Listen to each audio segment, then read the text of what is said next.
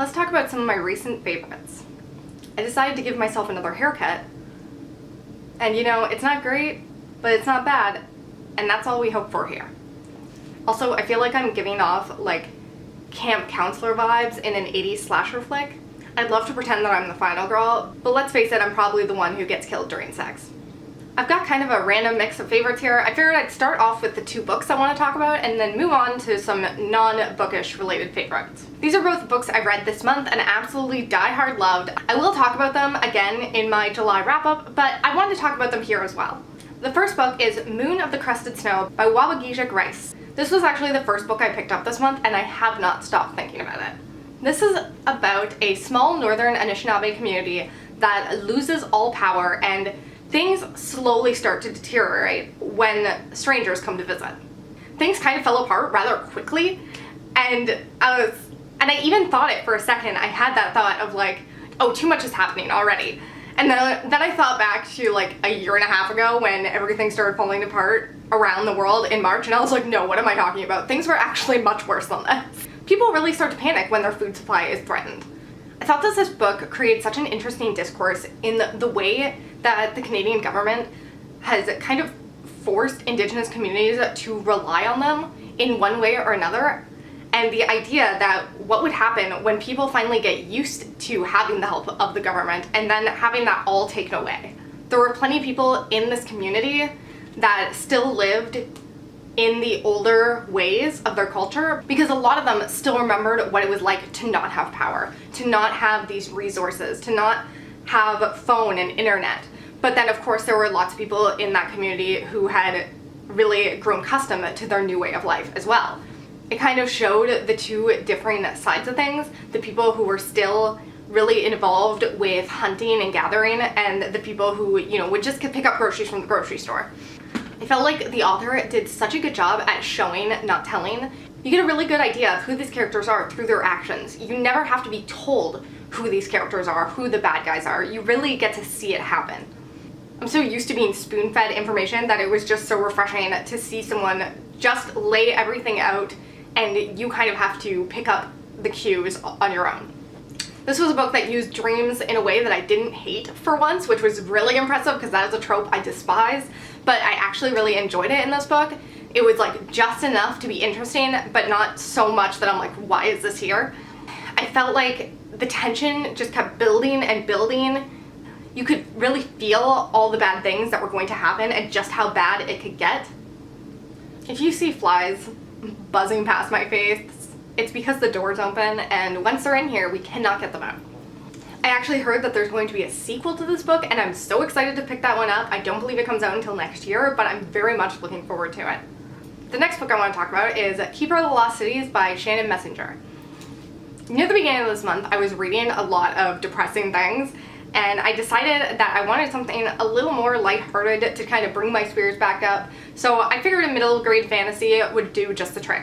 What I really wanted to read was Hollowpox by Jessica Townsend, but I don't have access to that book right now and I definitely don't have the funds for it, so I decided to pick up this book. I knew that this was a very popular series, but I honestly didn't know a lot about it. I kind of wrote off middle grade a long time ago and just assumed that it wasn't for me, so I don't know very many books that I'm interested in. But I decided to try this one out and figured if I hated it, I could just put it down, and I really ended up enjoying it. Now, this definitely doesn't knock Nevermore out of the top seat, but this is definitely something that I can tell I'm going to come to love. There were definitely things in this first book that I didn't adore or that annoyed me in some way, but overall it was such a good experience. This is a middle grade fantasy novel about a girl who finds out that she's actually not human, but is in fact an elf. She finds out that basically her entire life has been a lie, everything she knows is a lie, and she ends up kind of getting transported away to this elf land where she ends up having to go to this school and try to like get herself up to snuff in her studies. Something I've come to realize is that I just really like magical schools. Now, I'm not going to read Harry Potter because every time J.K. Rowling opens her mouth, it pisses me off. But if you have any other series for me, definitely leave them down below because I'm just delighted by Nevermore as well as this series. Now, this character is definitely one of those types of characters that has all these unknown secret powerful abilities and she's going to probably save the world at some point. But this book was definitely more just introducing characters, introducing the idea of this other secret world. I will say it's a 500-page book, which is very, very long for middle grade, I feel like. But I definitely enjoyed getting to know all these different characters. And man, this book packed an emotional punch. I don't cry at books a lot, and I definitely wasn't expecting to cry at a middle grade novel. But god damn it, this book hit me so hard, and like I connected with this character so much. I had a somewhat complicated family situation when I was in high school, and this girl just reminded me so much of myself and those feelings of feeling rejected and alone. And holy fuck, I cried multiple times during this book. So it wasn't exactly the happy pick-me-up I was expecting, but I really, really adored it, and I can't wait to read on in this series. The next thing I want to talk about are a couple different TV show favorites. The first is Nigella Bakes. I'm pretty sure I've talked about this show before on my channel, except I talked about the first season, which was called Nigella's Time to Eat. The second season is called Nigella Bakes. I love a good cooking show, but I am stupid picky, just like I am with everything in life. I just need something very specific. I've watched a lot of different cooking shows in my day, but I tend to find the hosts really annoying. They're just always like overly peppy, you know, yelling in your face and making a lot of like, it's so good noise. I hate it. Whereas I feel like the host in this show, Nigella, she just has the perfect energy. You know, she's peppy, she's vibrant, she brings life to the show, but she isn't fake. She's not over dramatic about it. I love her so much, and I love the show so much. It just like gives me that comforting feel, like being wrapped in a hug on a Sunday morning, and everything she cooks looks delicious. I just love it, and I think everybody should be watching it if you love a cooking show. The next thing I want to talk about is Blown Away, which is not a show I thought I would enjoy, but really I should realize by now that if you take anything and turn it into a competition reality show, I'm gonna love it. This is a glass-blowing competition show on Netflix. There are only 2 seasons of it, which I'm heavily disappointed in because we binged both of them so quickly, and I just absolutely adored it. Doesn't seem like something that would be interesting, but it is shockingly fun. And everyone involved is just creative and impressive, and it's kind of insane. Also, you see someone break their entire project pretty much every episode, which is kind of exciting. I would suggest it for anybody who likes the Great British Bake Off, weirdly enough. I feel like it doesn't have that twee vibe that the Great British Bake Off has, but I kind of still feel like it's similar energy. The other competition show that I'm really loving is Inkmaster. We have binged the shit out of Inkmaster. We're currently just finishing up season 8. What I will say is it turns out one of the judges on the show is like incredibly racist, but he's been removed from the show now, so the next season isn't going to have him in it, and I'm very excited for that. This is another competition reality show, but this one is all about tattooing. It's just another instance of getting to watch people excel at something that they do and that they have a passion for. Dave Navarro is the host, and I actually think he does a pretty good job at being the host. A movie that we watched recently that I really loved was Palm Springs, starring Andy Samberg and Kristen Milotti, I think is the actress's name. So this is kind of a romantic comedy with a Groundhog Day style premise. These 2 people get stuck in a time loop and have to relive the same day, the same wedding over and over and over again. They're not a couple or anything, they're not the ones getting married, they just have to keep doing the same day, and eventually, you know, they start hanging out with each other because they're pretty much stuck together. I adore this. I love that premise just in general. Anything that has a premise like that, I will watch, I will read, I will listen to, whatever. I already love Andy Samberg. Brooklyn Nine-Nine is one of my favorite shows, one of my go-to watches. I'm actually rewatching it right now. But I hadn't really seen Kristen Milotti in anything. I knew that she was in How I Met Your Mother in the last season, but that's like all I've known her from. And I was so impressed with her in this. I think she's such a great actress and such a great comedic actress while still bringing like dramatic and this like melancholy. I don't know, I just loved her character so much. You know, she's kind of the hot mess of her family, but she like through dealing with this same day over and over again, she realizes that she kind of has to get her shit together. And I just appreciated her entire character arc in this series. I'm not a romantic comedy kind of girl, but this hit all the right notes for me. I have 2 podcast recommendations here. I'm gonna hit on them quickly because, to be honest, I listened to them kind of a while ago. I wrote them down because I really love them and they stood out, but I don't remember them as much anymore because it's been so long. The first one is called Your Own Backyard. From what I remember about this, it was about a girl who was murdered, and everyone in the town seemingly knew who did it, but they just couldn't arrest him, or they just like couldn't get their shit together and really nail it down. Every time this reporter would go and talk to someone, every single person would say, oh yeah, such and such did it. Like, everybody knew. It was just a really interesting listen because you just couldn't figure out if everyone knew who did it, like, why was he getting away with it? From what I remember too, the host was really good, which once again can make a world of difference, and he was really good at like laying out the story for you. The other one I wanted to mention is called The Followers House of Prayer.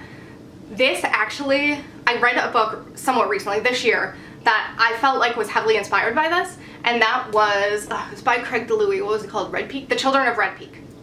This is about a cult that, of course, starts off as a religion, but the religious leader just ends up gaining more and more power over her subjects. I don't know what they're called.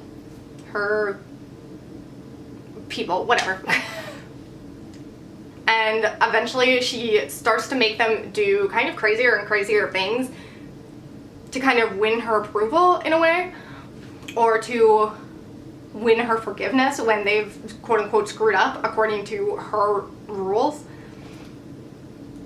It gets surprisingly dark and vicious, and the amount of things that she is able to force people into, you know, against their better judgment just because of their belief system, it was really, really fascinating. And any sort of cult thing is always interesting. Oh yeah, I wanted to show this print because I just think it's beautiful. I'll leave the Etsy store down below. I absolutely love anything that is like feminine mixed with a little bit of gore. I'm obsessed. And I definitely want to buy more prints from this seller because I swear to God, every single thing they sell, I could hang on my wall. It's like exactly up my alley. I'm trying to buy more and more prints to build a gallery wall. Eventually, I will have enough to do it. I also need to buy more picture frames though. Now a couple makeup-y hair care things I want to mention. The makeup item I wanted to mention was this Charlotte Tilbury Hollywood Flawless Filter. This is the lightest color. I'm obsessed.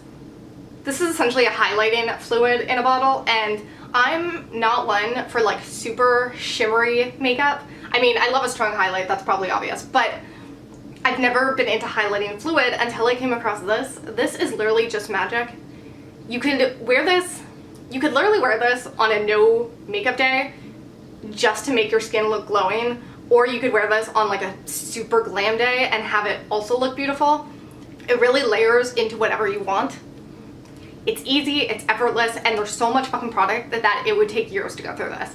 I totally, highly recommend this. It also comes in tiny sizes too. So if you wanted to just try it out, you could, because it is a hefty price tag. It's Charlotte Tilbury. My label has completely rubbed off because it's in my makeup bag at all times. So highly recommend that one. Now some hair products I want to recommend. This first one is this Davines sea salt spray. I have tried so many sea salt sprays because I have already somewhat wavy hair, but I want it to be wavier, and this is the first sea salt spray that I've actually liked. Most sea salt sprays I just find way too drying and way too sticky, whereas this one, I mean, don't get me wrong, there's salt in it, so it's still drying, my hair still feels kind of weird, but not nearly as crunchy as it normally would, and no stickiness whatsoever. This clearly has some sort of oils in it because I actually feel like when I looked at my hair after I sprayed it in, it was kind of shiny, and it definitely had a more moisturized feel compared to other ones. And this will definitely be the only sea salt spray I use from now on. The next hair product is this Curls Blueberry Bliss leave-in conditioner. I clearly used a ton of it. You can see here I have like a little bit left. I always need a leave-in conditioner. I have very dry hair. My hair is kind of coarse. It's frizzy, etc., etc.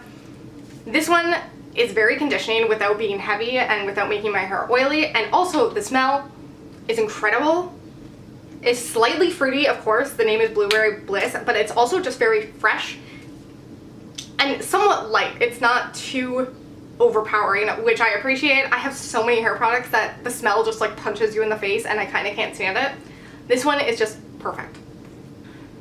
Two last things I want to mention are kind of random favorites. One is this remote holder. I'm constantly losing our remote controls, and I'm also constantly losing my glasses. And this remote control holder was a lifesaver. I bought it off Amazon, which I know Amazon's the devil, but for things like this, it's necessary. We were literally losing our remotes probably once or twice a month, and we just would not be able to find it for like a week solid. And now, ever since I shoved this on the wall, we have not lost them once. Whenever I'm done using the TV, I specifically put them in there so that I know where they are. It's kind of amazing. My glasses, the problem is that I put them on the side table and then my cats knock them down, and then they're underneath the bed and I truly can't see without my glasses. So when I wake up in the morning and I can't find them, it is pure panic. So being able to put them in this stupid little holder at night and actually know where they are when I have to get up to go to the washroom or something, it is truly life-saving to be able to see where I'm going and not trip over a cat. And the last favorite are these towel scrunchies. These are fucking genius. This is by the brand Kitsch. I have, like I said, very coarse hair. It holds onto water like nobody's business, and I have a lot of hair. Like, there's just so much of it here that it takes a full day to dry my hair. I don't use a hair dryer simply because it will take me an hour and a half just to dry it, and it's not worth it for me. But these hair towel scrunchies like cut my dry time in half. These come in a pack of 2. Obviously this one's kind of dirty. It started off white, but then I dyed my hair and used it afterwards. So now it has a little bit of an orange tinge to it. This one's also currently soaking wet because I used it today. I literally use these every time I wash my hair. I come out of the shower, I just throw my hair up into one of these and leave it in for like 10 to 15 minutes, and it soaks up so much water. I really didn't think these would work, honestly, but these are literally genius. It's literally just towel material that was made into a scrunchie, and I mean, you could probably make this at home instead of buying it, but I'm gonna buy these for the rest of my life. So that's a roundup of my current favorites. I hope you liked this video, and I hope you come back again soon. Bye.